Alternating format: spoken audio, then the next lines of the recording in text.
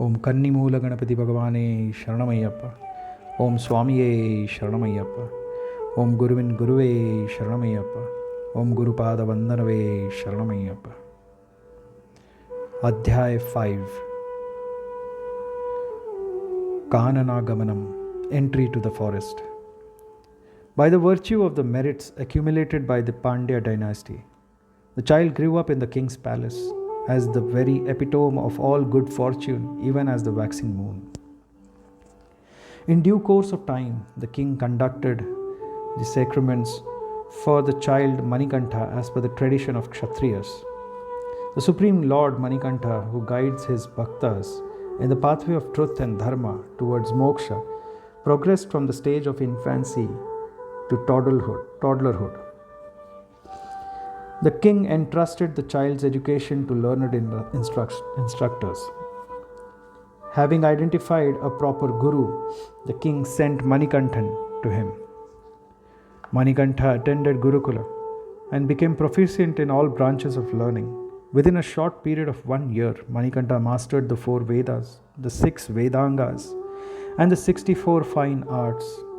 Small wonder, instead of merely being pleased and affectionate towards such an illustrious Shishya, the Guru started to develop bhakti and reverence towards his Shishya, Manikantha. He is no ordinary human being, a divine child without a doubt, thought the Guru. Apart from scriptural learning, Manikantha became an expert in the science of weaponry. He was outstandingly skillful in the use of the dagger and other weapons. To everyone's astonishment, he became a master of horse riding in a day. Looking at the achievements of his son, Rajashekhara became immensely pleased and contented. Having completed his education, Manikantha decided to offer Guru Dakshina to his mentor before taking leave of him. Once, while the Guru was alone with Manikantha, he placed the following request: "Dear boy, undoubtedly you have proven yourself to be the master of all arts and sciences. However, I have realized long ago that you are endowed with divinity. Unfortunately, I do not possess the extraordinary capacity or insight to be able to comprehend the nature of your divinity. Even more unfortunate is that son of mine who is a dumb and blind by birth. I never had the fortune of hearing him speak. Never has a day passed in my life without me bemoaning that indeed it's due to the sins accumulated in my past life that I have been bestowed with such a kid. However, now I realize that your coming to my Gurukula is the effect of the totality of the good deeds done by me in the past life. I am fully aware that the goddess of speech has fully taken her residence in your tongue. I beseech you to change the state of my son. This is my request only. Please do as you wish." Moved by his Guru's words, Manikantha went to his Guru's son and rubbed the boy's body gently. Immediately the boy gained his eyesight and began to speak. Trembling with awe and the indescribable joy, the boy fell at Manikantha's feet and worshipped him. Then Manikantha turned to his Guru and said, "Gurunatha, I have fulfilled your wish, but let it not be known to others that this happened due to my divine powers. There will come a time when everyone will come to know about this. Till then, please keep it as a secret." The Guru's joy knew no bounds. Manikantha, who will become an emperor adored by the entire world, bless the Guru. Manikantha, you will become an emperor adored by the entire world, bless the Guru. The Guru then contemplated for a moment and said, "Dear child, overwhelmed by human emotions, I got carried away and blessed you like an ordinary human being, even after witnessing your divinity in person. In reality, it's your blessings that I need. Please protect me and my lineage for perpetuity." Being the epitome of Guru Bhakti, Manikantha promised, "Everything will happen according to your wishes, Gurudeva." After paying his respects to his Guru by prostrating at his feet, Manikantha returned to the palace. Gladdened by the return of his son, who shone like the very sun of wisdom, the king lovingly embraced Manikantha and blessed him. The entire country prospered with the coming of Manikantha. Rains never failed, charities increased, people led happy, contented lives. The ruler's unfulfilled wish to have an offspring also materialized. The queen conceived and delivered a handsome male child on an auspicious day. The king joyously made several gifts. The Jatakarma and naming ceremony were duly carried out, and the child was named as Raja Raja. The king, who considered Manikantha as his own son, officially proclaimed that Manikantha was his firstborn son and Raja Raja was his younger son. Be it his personal affairs or official duties, the king made it a point to consult the child Manikantha before doing anything. On the other hand, Manikantha considered himself to be merely the servant of the king. Every day after completing his daily observance, such as bath and worship, Manikantha will attend to the king, standing by the side of the king with silver staff in his hand. Manikantha would make arrangements for the smooth discharge of royal duties. Through his virtuous acts, good nature, and pleasant speech, Manikantha easily won the hearts of the king, queen, and the subjects and became their favorite. The lord of this entire universe thus assumed the form of Manikantha and served the Pandyan king both as a son and a royal server till the age of 12. King Rajashekara was an exemplary ruler who never wavered from the path of justice and righteousness. He was verily an embodiment of virtuous character and bhakti. Both the ruler and the citizens weighed one another in terms of caring and loving.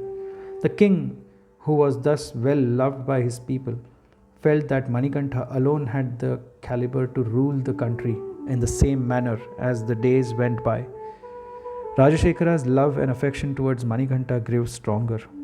He developed a desire to crown Manikantha as the Yuvaraja without any further delay. Calling upon his council of ministers, army commanders, government officials, and the wisest Brahmanas of the land, the king expressed his desire to them. Hearing the king's decision, all of them unanimously assented to it with great happiness. The king's joy knew no bounds. Immediately he instructed his minister to make the necessary arrangements for the crowning of Manikantha as the Yuvaraja without any delay. However, the minister objected by saying, "Your Majesty, it's not possible to make such arrangements within a short period of time.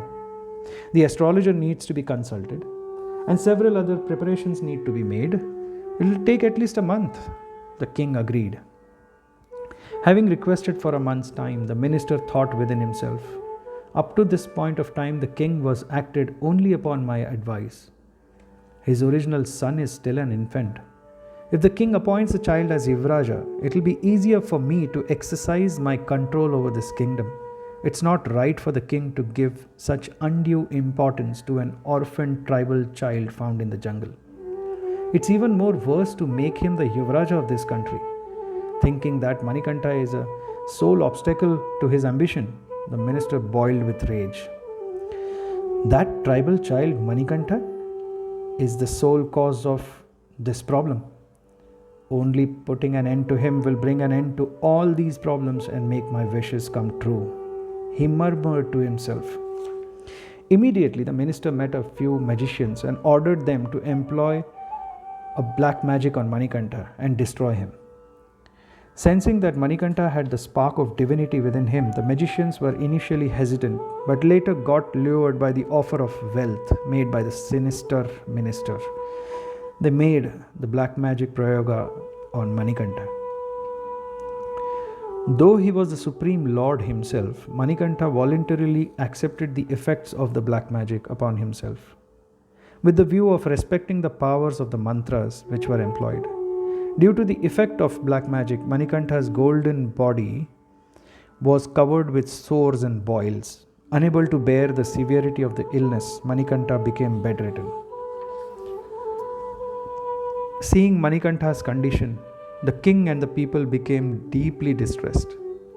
The best of the physicians of the land were brought, but none of the treatments were of any use. The king became highly dejected. While the king and queen and others were distressed by Manikantha's plight, all of a sudden a sannyasi arrived at the palace with his disciple. The king welcomed and offered him proper hospitality. He then placed a request to the ascetic and with all humility. Swami, it's indeed my good fortune to have your feet grace my humble dwelling. My son, whom I value more than my life, is suffering from a serious disease. His whole body is covered with boils and sores. No treatment can cure him. Please cure his disease and bring him back to normal. I am begging you to put an end to my distress. After hearing the king's request, the sannyasi asked him to bring Manikantha to his presence. The disease-stricken Manikantha came and bowed to the sannyasi. Overcome by fatherly affection at the sight of Manikantha, the sage hugged him and conferred his complete blessing upon the boy. He applied some sacred ash on Manikantha's forehead. The saint said, "O monarch, your son's illness is not due to some physical disorder.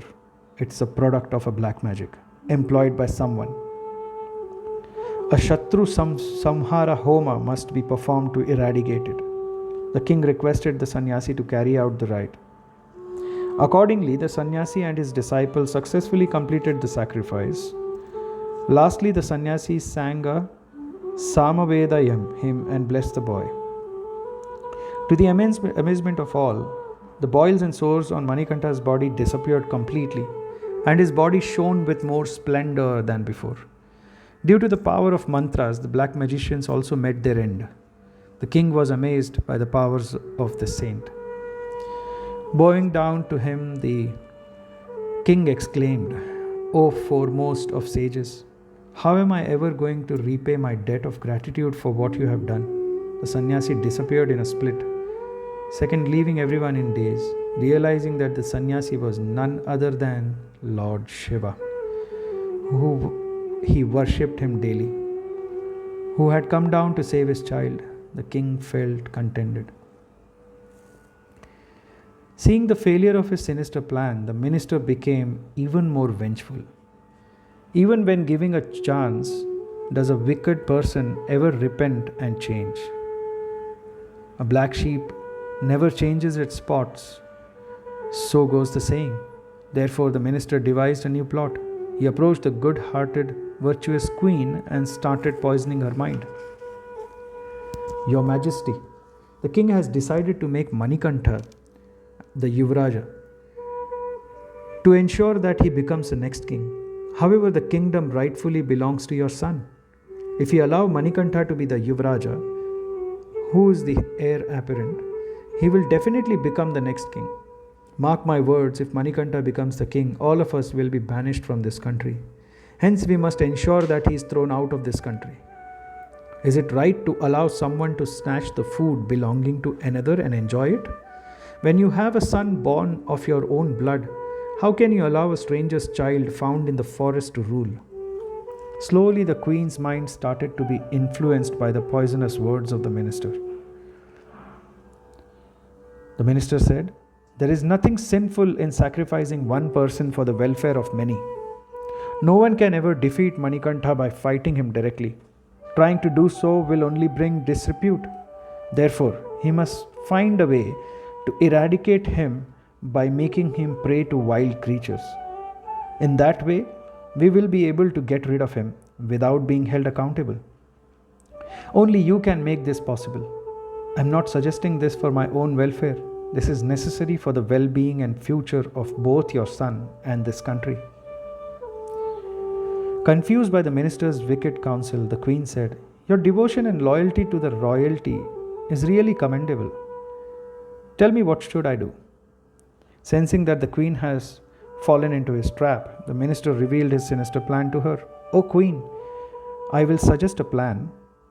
If you act according to it, our task will be easily accomplished. We will be able to eradicate Manikantha without any danger or blame. Pretend that you have a terrible headache. Alarmed, the king will call the physicians. I'll take care of them. As orchestrated by me, they will state that this headache can only be cured by a special medicine made from tigress's milk. Who will dare to go in search of tigress milk? Somehow Manikantha must be persuaded to go. Is it possible for any human to milk a tigress? Manikantha will be devoured by wild animals. In this way, we will achieve our purpose without acquiring any blame. Your son will become the next king without any hindrance. Please carry this out without any hesitation, said the minister. The minister's evil plot became deeply ingrained in the queen's mind. Even as Kaikeyi, who listened to Manthara's evil advice, the queen fell prey to the minister's sinister plot. In order to fulfill the purpose of Manikantha's avatara and safeguard the welfare of the divine beings, Lord Shiva brought such a drastic change in the mind of the queen, who actually had deep love towards Manikantha. As per the minister's advice, the queen pretended to have a severe headache. Deeply distressed, the king called upon the physicians.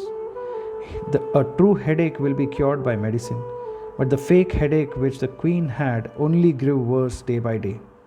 Not knowing what to do, the king became highly depressed. Immediately, the minister brought in his own physicians. Just like a puppet that moves to the pull of puppeteer, the physicians who have been coached by the minister said, "All the means of cure have been exhausted. The disease doesn't seem to relax its hold even a bit. There is only one last medicine left, but we need the milk of a tigress to prepare that medicine. There is no cure for this ailment except by administering the rare medicine that is produced by mixing tigress milk. Therefore, we need the milk of a tigress. Even a pet tigress will not allow its masters to go near it when it has just given birth. What is there to say about a wild tigress? Which human will be able to even go near to it, let alone extract its milk?" pondered the king. He became delusioned and lost all interest in the affairs of the governance. Manikantha approached the distressed monarch and came to know about the turn of events from him. "Father, why do you worry when I am here to take care of your welfare and happiness? Your consent and blessings are the only things that I require to bring the tigresses. Therefore, please do not prevent me from going. I will bring the tigresses and extract the necessary amount of milk required. The queen's headache will also be cured. You are the one who brought me up with utmost love. Do you think I will be at peace watching you down in distress?" Moved by Manikantha's soulful words, the king replied, "My dear child, earlier I was worried about your ailment. Then I became distressed by queen's suffering. I am further distressed to hear about your intention to go to the woods. Who am I supposed to worry about, she or you?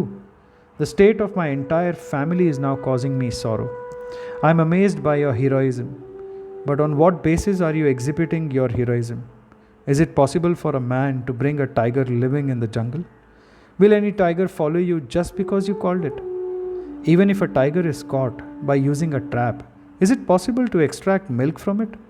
Will a tiger allow a human to extract its milk? Desist from trying to achieve an impossibility. It is not right for a person who is going to be the Yuvaraja to attempting to do something which is never possible. We will find an alternative cure for the queen's headache. I will never allow you to go to the forest."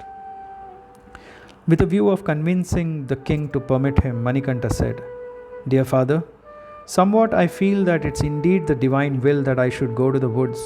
If it is not so, why should the queen suddenly develop such a headache? Prior to this, she had never had such a headache. It was for this purpose that the physicians had requested tigress milk, something which has never been asked by any. Who can change the will of God? Why are you scared of sending me to the forest? After all, I was born in the jungle. I'll meet my end there too. I have no worries about that. Fear not. Please permit me to go. As far as the kingdom is concerned, even if I am not there, my younger brother is there to rule. However, no matter what line of reasoning he tried, the king refused to give him permission. Manikantha decided that his father's consent can only be obtained by a way of trick. He put a request to the king, "Dear father, you said that I should not go to the forest. Fine, I'll listen to you. But promise me that you will give me an opportunity to fulfill a wish of mine." The king said, "The whole country is yours. You don't need anyone's permission to fulfill your wish. By all means, fulfill your wish. I promise you that you are free to fulfill your desire in any manner. What is that you wish? Please tell." "My dear father, I wish to go to the forest personally and bring the tigers required for extracting the milk required for the medicine. This is my wish." Shocked by Manikanta's request, the king didn't know what to do. He had no heart to send Manikantha to the woods. At the same time, he didn't want to break the promise. "Son, you have cleverly tricked me. I cannot take back my words.